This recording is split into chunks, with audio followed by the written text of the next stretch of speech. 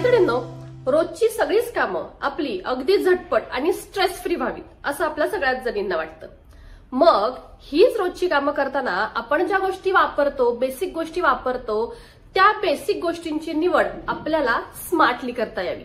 आणि आपण जर ती तशी केली तर सगळीच कामं आपली स्ट्रेस फ्री होऊन जाणार आहेत. तर चला मग रोजच्या कामात आपल्याला मदत करणाऱ्या सगळ्याच बेसिक गोष्टी आज आपण स्मार्टली निवडणार आहोत. ही तारेची घासणी आपण रोजची भांडी घासण्यासाठी वापरतो, पण ही तारेची घासणी अजिबात स्मार्ट नाहीये. का तर पहा, कोणतंही भांडं घ्या, स्टीलचं असो, प्लास्टिकचं असो, त्याच्यावरती स्क्रॅचेस येतात. काचेची भांडी नाजूक असतात, त्यामुळे आपण ती सुद्धा या घासणीने घासत नाही. शिवाय ही घासणी घासताना आपल्याला हाताची पण काळजी घ्यावी लागते. कधी कधी हाताला पण आपल्या इजा होऊ शकते. त्याचबरोबर पहा, ही अशी भांडी असतात आपली, मिक्सरची असतील किंवा इतर काही, त्याच्यामध्ये अडकते सुद्धा आणि लगेच खराब सुद्धा होते. मग आपण वेगवेगळ्या घासण्यांचा आधार घेतो, जशी स्पॉन्जची असेल, हिरवी घासणी असेल, त्याचा आधार घेतो आणि वेगवेगळ्या भांड्यांसाठी वेगवेगळ्या घासणी वापरतो. पण आता मात्र या सगळ्याची काहीच गरज नाहीये, कारण आता आपण वापरणार आहोत multipurpose wire dishwashing stainless steel scrubber. आता तुम्हाला वाटेल ही काय घासणी आहे का, रुमालासारखं तर दिसते. तर हो, हा रुमालच आहे, पण घासणीचा रुमाल. कारण की पहा, आपण रुमालासारखी अगदी छोटीशी याची घडी सुद्धा घालू शकतो. पण काम मात्र अतिशय चोख आहे. तर आता आपण एक स्टीलची कढई घासूनच बघूयात ना, म्हणजे तुमच्याही लक्षात येईल. ही घासणी सॉफ्ट असली तरीही कोणतंही भांड अगदी व्यवस्थित स्वच्छ करते. त्याचबरोबर कोणतेही स्क्रॅचेस या घासणीमुळे येत नाहीत आणि आपल्या हाताला देखील अजिबात इजा होत नाही. तर पहा, अगदी 2च मिनिटात ही कढई सुद्धा घासून स्वच्छ झालेली आहे. धुवून सुद्धा मी तुम्हाला दाखवते की पहा, अगदी चकाचक आपली कढई झालेली आहे. नेहमीच्या तारेच्या घासणीप्रमाणे ही आपल्या भांड्यांमध्ये अडकत देखील नाही आणि कोणतंही भांड किंवा कोणताही सरफेस आपण इझिली स्वच्छ करू शकतो. तर पहा, अशा ज्या आपल्या रॅक्स असतात किंवा आपली जी भांडी ठेवायची रॅक असते त्याला जाळी असते. मोस्टली आपली तारेची घासणी यामध्ये अडकून बसते, पण या घासणीमुळे आपण अशा रॅक सुद्धा अगदी इझिली स्वच्छ करू शकतो. अगदी अडकत नाही किंवा अगदी कानाकोपऱ्यापर्यंत सुद्धा ही जाऊन पोहोचते. आपलं स्टील असो, नॉनस्टिक असो, कोणत्याही भांड्यावरती अगदी व्यवस्थित काम करते. आणि स्वच्छ करण्याच्या बाबतीत तर विचारूच नका. पहा, मी फक्त इथं नळाखाली धरलीये, तर यातली जी सगळी अडकलेली जी घाण आहे ती तुम्हाला पाण्यावाटे स्वच्छ होताना दिसत असेल. आणि याचमुळे हायजीन सुद्धा मेंटेन राहतं. तर आता आपल्याला दोन्ही घासण्यातला जर फरक पाहायचा असेल तर पहा, आपली नॉर्मल तारेची घासणी अगदी 15 दिवसातच आकार बदलते आणि खराब देखील होऊन जाते. पण ही जी आपली स्मार्ट घासणी आहे ना, ती पहा, आता मी ही उजव्या साईडची घासणी जवळजवळ 2 महिने झालं वापरते, पण फक्त त्याचा कलर चेंज झालाय, म्हणजेच थोडंसं ग्लेझिंग कमी झालंय. अदरवाईज ही घासणी जशीच्या तशी आहे. त्यामुळे मला तरी आता असं वाटतं की आपण या स्मार्ट मल्टीपर्पज घासणीचा वापर आपली रोजची भांडी घासण्यासाठी करायला हवा.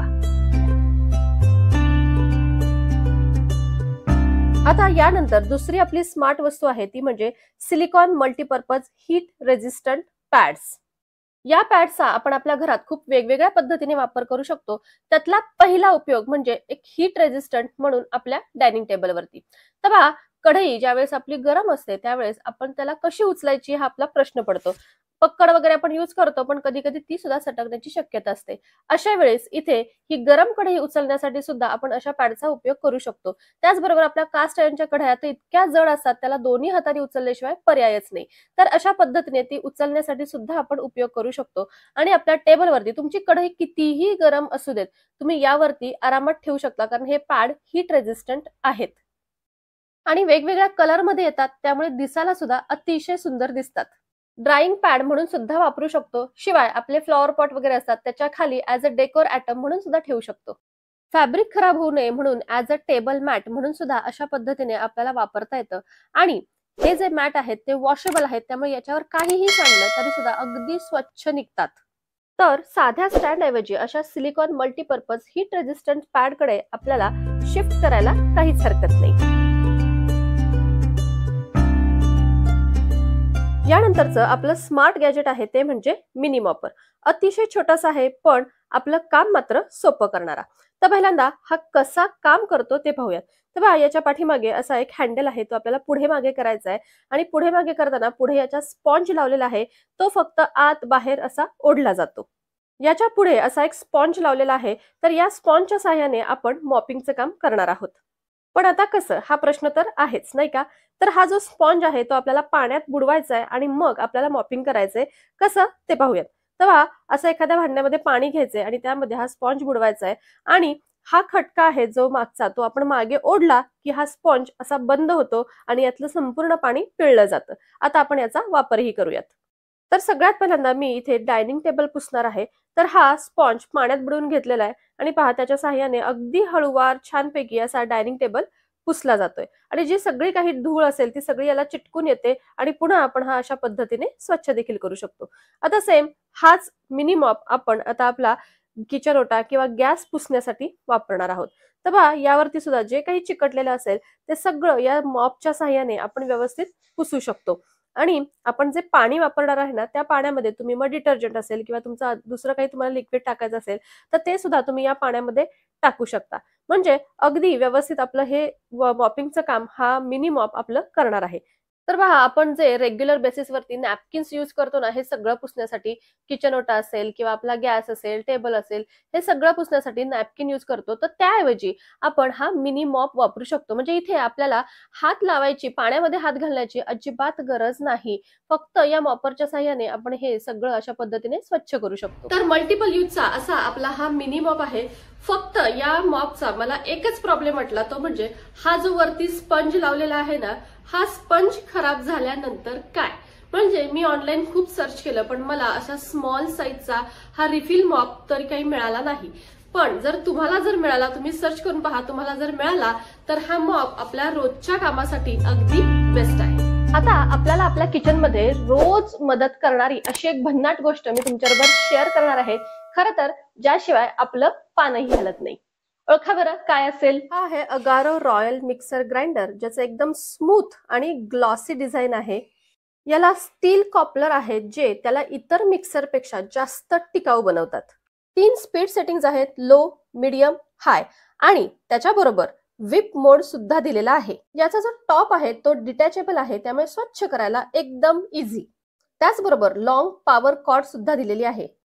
3 वेगवेगळ्या कॅपॅसिटीचे एकदम good quality strong stainless steel jar आहेत आणि त्याचं लीड आहे ते ट्रान्सपरंट आहे. या जारची लोअर बॉडी मेटल पासून बनवलेली आहे ज्यामुळे ती जास्त टिकाऊ आहे. त्याचबरोबर कॉपलर सुद्धा सिलिकॉनचे दिलेले आहेत. मोटरचं म्हणाल तर प्रश्नच नाही. 900 वॅटची मोटर आहे ज्यामुळे ब्लेंडिंग, ग्राइंडिंग, मिक्सिंग किंवा विपिंग अगदी झटपट होतं.